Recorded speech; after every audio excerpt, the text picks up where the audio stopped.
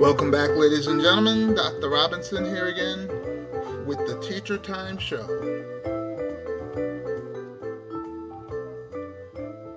Again, my favorite scripture, 1 Corinthians 13 and 13, chapter 13, verse 13. But the greatest of these is love. We're going to continue our studies, and we're going to talk about the second week of school. So you went through the first week. I always tell the teachers that it's a honeymoon period. The students don't know you. You don't know them. You might know one or two who are interesting because of their behaviors might have gotten your attention, and that's usually what I look for. So let's talk about how it goes in the second week. So as I said about the seating, how you can have your choice of sitting in rows, the traditional method, or in groups. Now I'm looking at my emoji. I'm trying to figure things out. So hopefully we can figure it out and get it to an optimal condition in our classroom. So I'll also be speaking about detention and giving you some more tips. So here's my seating chart for one of my rooms. This is the group seating chart. Whereas I have two boards, the Eno board in the back, my smart cart and smart board in the opposite side of the room. So I mentioned earlier about seating, how you should set up small groups of 4 or 5, and sometimes we have very large classes, and I mentioned that to you that it may not be possible to have all groups of 4 and 5 due to the spacing of the room, so you may have to make a big group. Like this one was 8 and I had 6 over here. So I usually have to keep my eye on the 8 because there are a lot more kids there, and they tend to drift off and talk, so I deal with them separately. When necessary, I may give a general warning or just take off 100 points for each person who is talking. And yes, I said each person who is talking because it takes 2 to have a conversation. So when they lose a couple hundred points, they don't like that very much. And the other class members start groaning and looking at them like, hey. All right, notice my desk is back there. There's Dr. Rob's little desk. I like to sit behind them so that way I can see what's going on, and they have to turn around to look at me to see if I'm looking while they would try to do something. So there's the door up front. So that's my group work seating, and I like it a lot. So don't get it wrong, even though it's a large group, you can still get them under control with the points. So that's seating. Now I'm going to talk about detention. And I mentioned to the kids, or as people listening to me now, the teachers, detention. When someone gets my attention, I tell them, I said, now that you got my attention, we're going to talk detention. So let me get into it.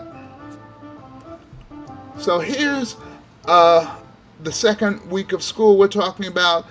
But detention already, Dr. Rob? Yes, you must let the kids know that you're not playing games in here and fooling around like they might have done last year. They can talk all over the teacher and get promoted still.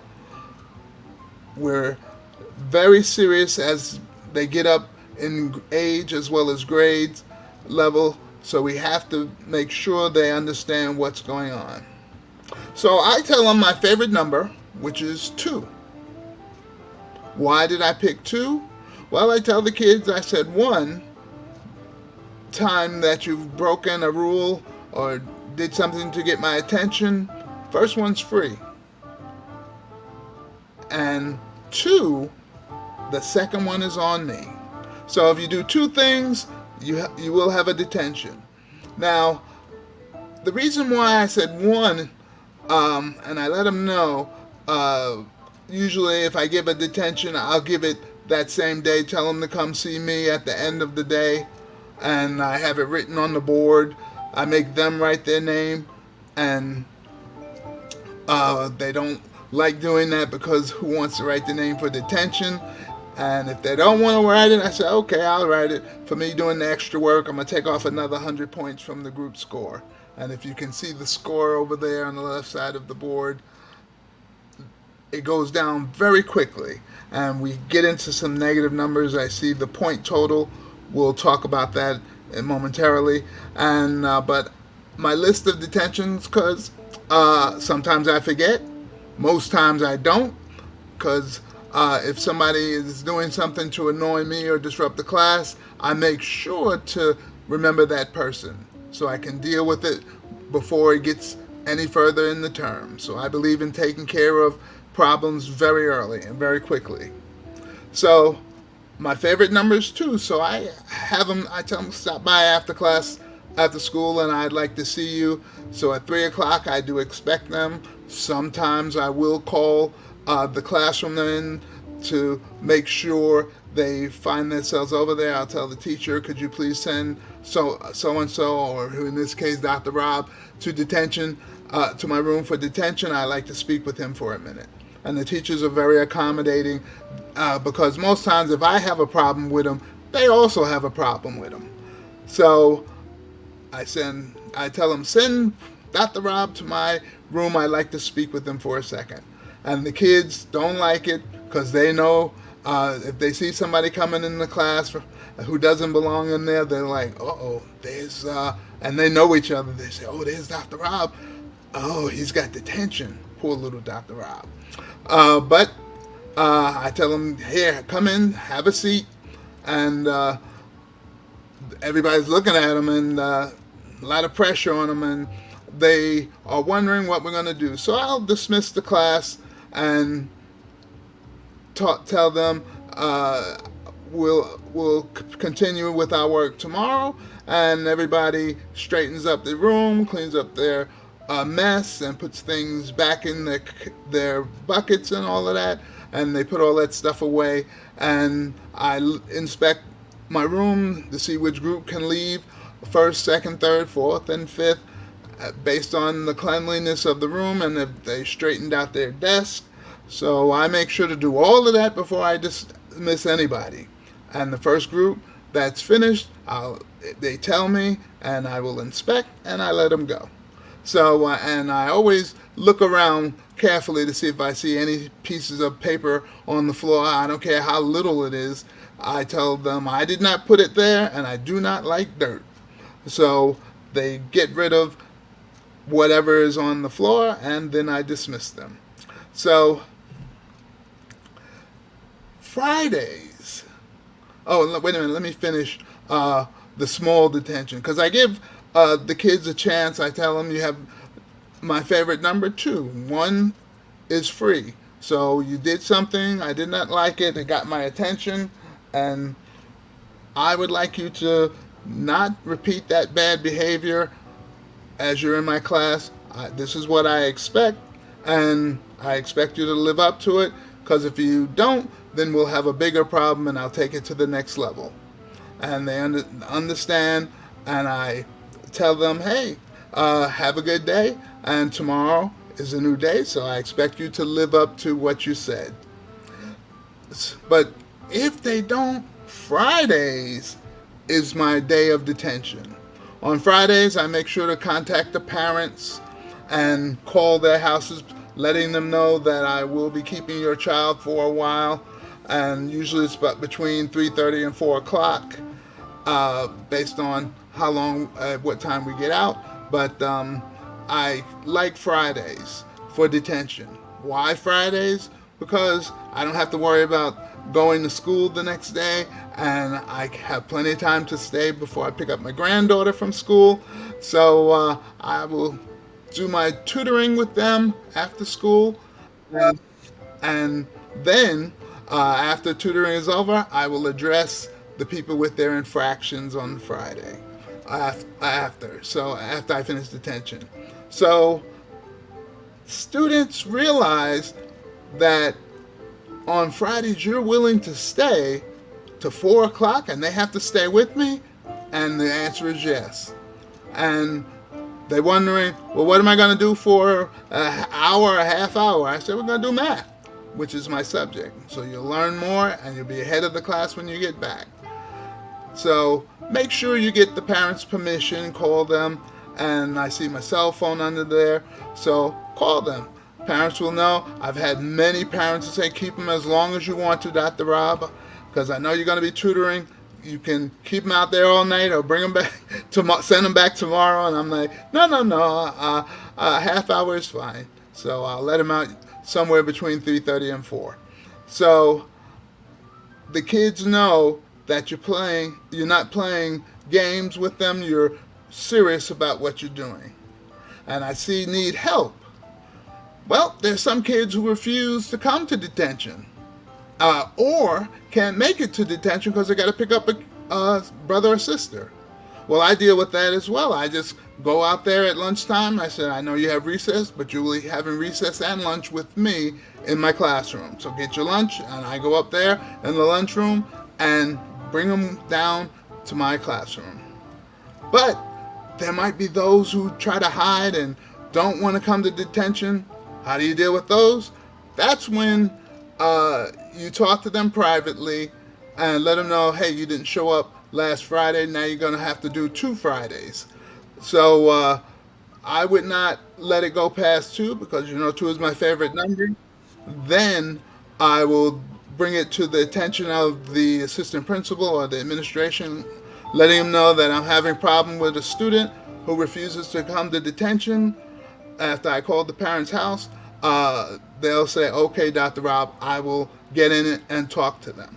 So sometimes you need help dealing with certain students. So that's detention. So I have a few tips I want to go over with you. So when you're talking to students, always be calm. Don't let them know that you're upset and angry, because it's not about that. It's not about your feelings.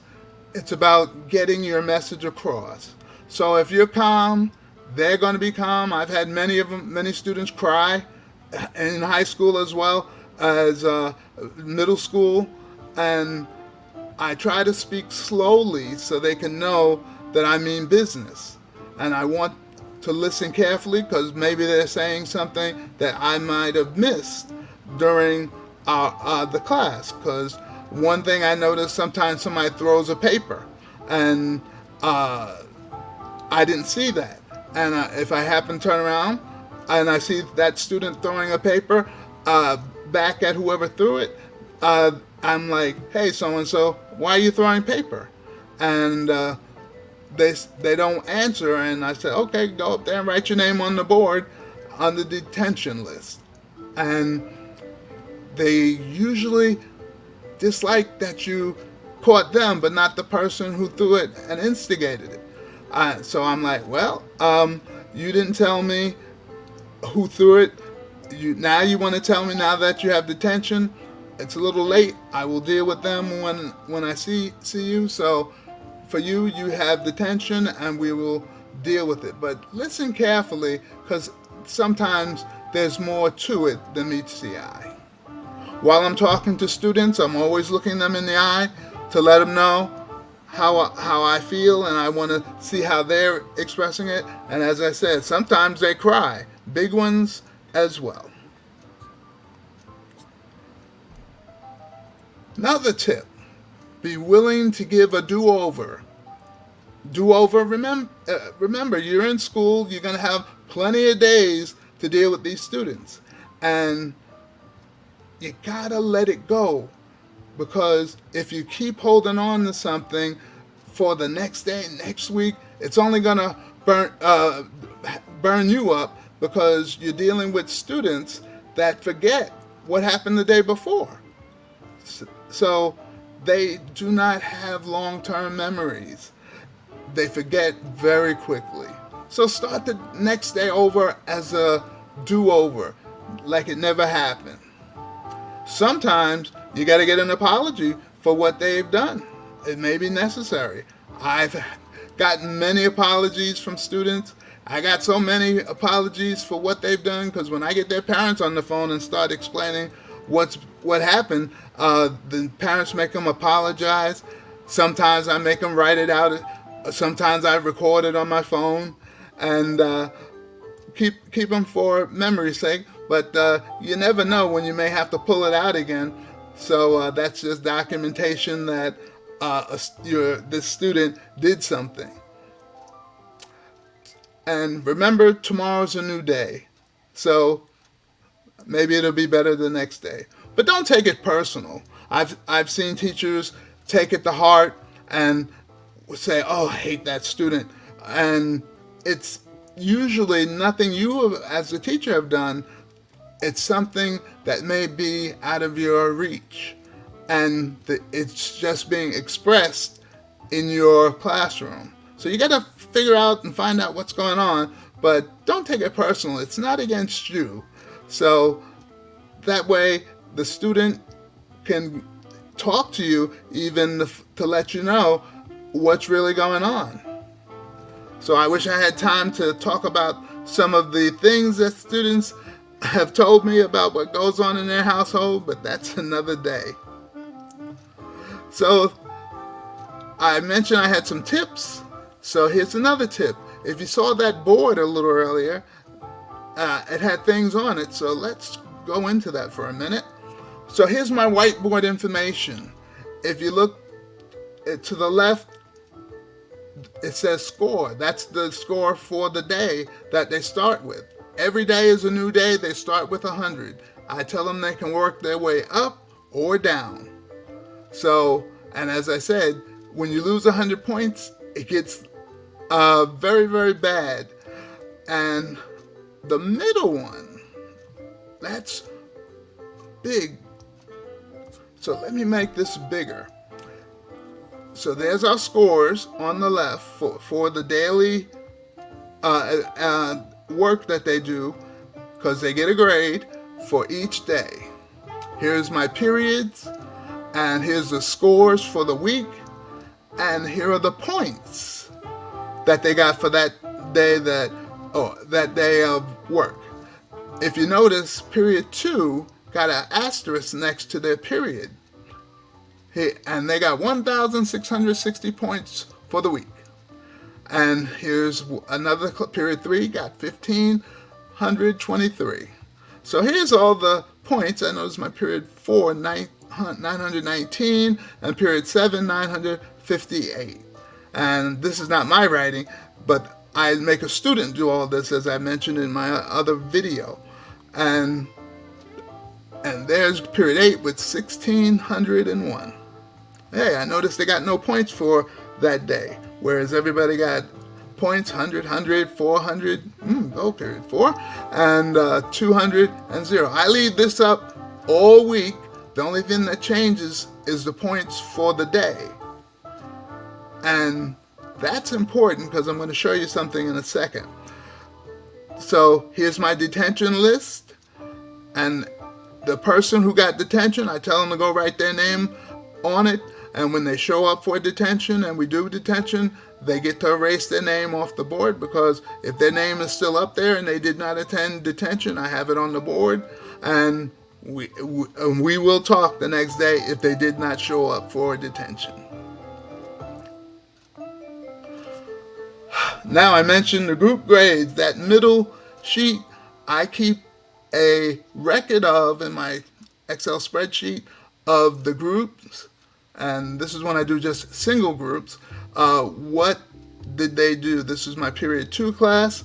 So as the day goes down, each group did a certain amount of points. Like on the first day of school.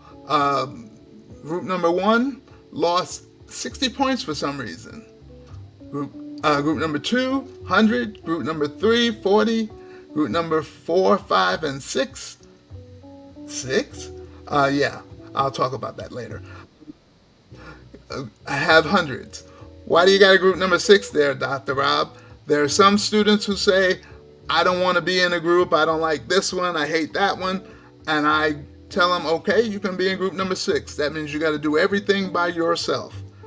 And they're like, I do? I say, yep, you'll be tested on every question by yourself. You get no help, so you're your own group. And they're like, oh. So they think about it. Doesn't work out too well. They have to work with a group. Down here at the bottom, I have the averages for the week. It calculates by itself, and group number 6 is not there because they have no scores. So what happens when that star period 2 had that asterisk? What's going on with them? Well, here's some stuff that the kids bake in our time when we make our math movie, and we have a nice party. So we do different things, like have students draw pictures about our subject math. And here's some students eating lunch with me. And I do come down to the cafeteria and I buy them their snack and whatever they want for lunch. So I make sure to get it for them because they've been good students. And I don't mind spending a little bit of money. At the end of the month, at the end of the week, I give candy and Dum-Dums, and I mentioned that before, is a little lollipop that they like, but there are different things. I give cookies, and notice there's $1 up there. Well, I always ask, all right, who was your group leader? And they tell me so-and-so. I say, well, step forward, you get the $1 for being a good group leader for the week, and that's your payment. And here's a Dum-Dum for yourself, and I get the other kids from the group to come up and take a prize out of my prize bag. It's usually Dum-Dums or some other type of candy. Pizza with pepperoni, what's that about? We do have parties for the best groups of all my classes, and usually around vacation break, like Christmas break, we have a party, and my groups that have done good from all my classes get invited to the party. We have soda, chips, cookies, and candy. So everybody is very anxious to come to the party. So I'll talk about that some more later. Oh, that's it? Okay. Well, I hope you enjoyed our movie. Don't forget to watch us on YouTube. My channel name is Dan Robinson, PKMS. Subscribe to our channel and check out one of our movies, PKMS Math Prep 21. Don't forget, we have our Math Time show on Tuesdays at 4:30 to 5 p.m. on Optimum Cable, Channel 15. So if you would like some more information on this stuff, write me at robinsonmath@aol.com. So I hope you enjoyed our Teacher Time show. Remember, we come on Tuesdays at 6 p.m., Channel 15 on Optimum Cablevision. Thank you so much. Bye-bye.